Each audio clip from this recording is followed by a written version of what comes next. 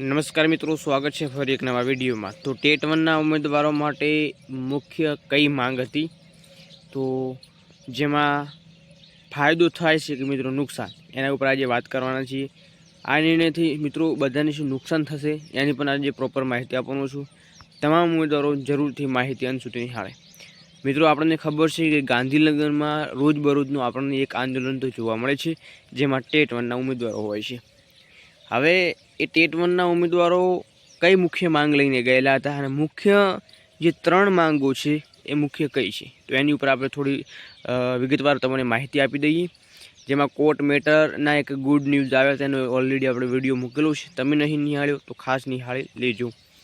મિત્રો ખાસ મુખ્ય માંગની વાત કરીએ તો પહેલી મિત્રો છે એ છે વય મર્યાદા। એ મિત્રો મહત્વનો ભાગ છે। તો એ એવા ઉમેદવારો હતા જે લોકોની વય મર્યાદા વટાવી રહ્યા હતા, તો એવા ઉમેદવારો છે એ મુદ્દો લાવ્યા હતા।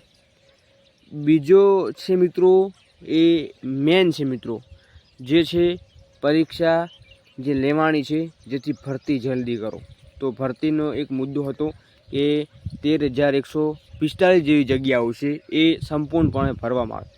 અને ત્રીજો મિત્રો એવા ઉમેદવારો હતા જે લોકો પીટીસી કરેલું છે અને એ બીજા વર્ષમાં એપ્લાય મારેલું હતું ને જો ભરતી જલ્દી કરવામાં આવે છે તો એ રેસમાંથી બહાર નીકળી જશે। મિત્રો ચોથો એવો પણ મુદ્દો હતો, જે મુદ્દો હતો કે રિવિઝન આન્સર કી। એવા પણ ઉમેદવારો હતા જે મિત્રો 1-2 માર્ક્સથી રહી ગયેલા છે, તો એ મુદ્દાએ રિવિઝન આન્સર કી જાહેર કરો એ મુદ્દો પણ આમાં સમાવેશ કરવામાં હતો, પરંતુ એમાં અલગથી કોર્ટ મેટર થયેલી છે, પરંતુ આ મુદ્દો પણ સમાવેશ કરવામાં આવ્યો હતો। મિત્રો આ માંગ આટલી તાર્કિક કેમ છે, તો એનો પણ એક મોટો પ્રશ્ન છે કે જો ભરતી જલ્દી કરવામાં આવે છે તો ફાયદો કોને મળશે? ભરતી જલ્દી કરવામાં આવે છે તો ફાયદો એમાં એવા લોકોને મળશે જેમને ટેટ 1માં સારો એવો સ્કોર કરેલો છે।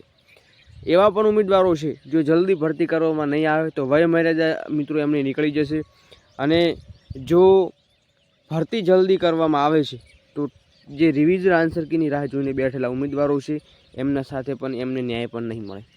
તો આટલા મુદ્દાઓ છે જે ધ્યાનમાં રાખી અને ગાંધીનગરમાં આંદોલન જોવા મળ્યું, તો એનો આપણે સંપૂર્ણ એક વિડીયો આખો મોકલ્યો હતો। તો ટેટ 1 પાસ ઉમેદવારો માટે શક્ય તેટલી વહેલી તકે વિદ્યાશાખની ભરતીની જાહેરાત કરવામાં આવે એવી પણ માંગ જોવા મળી જશે।